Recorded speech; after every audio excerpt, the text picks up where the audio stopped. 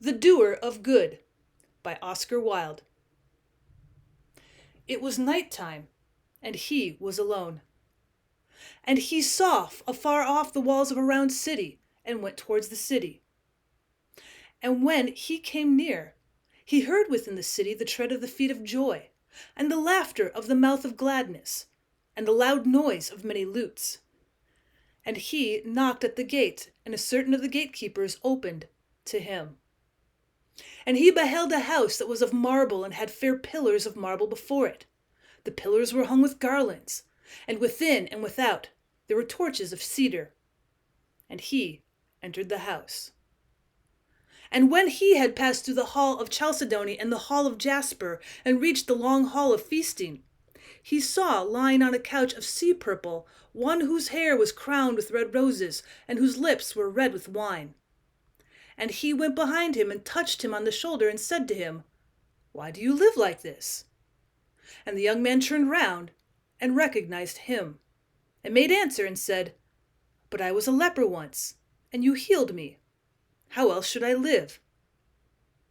And he passed out of the house and went again into the street. And after a little while he saw one whose face and raiment were painted, and whose feet were shod with pearls.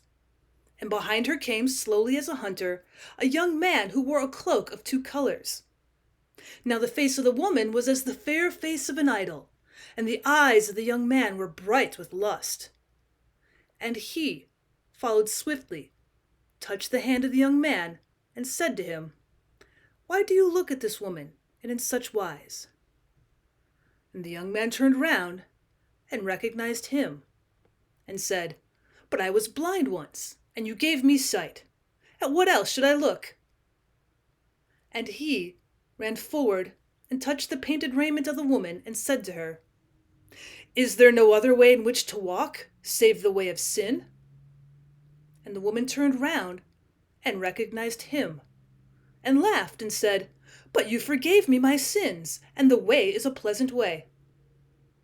And he passed out of the city.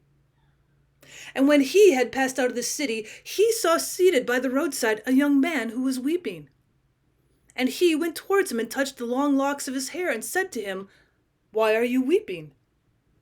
And the young man looked up and recognized him, and made answer, "But I was dead once, and you raised me from the dead.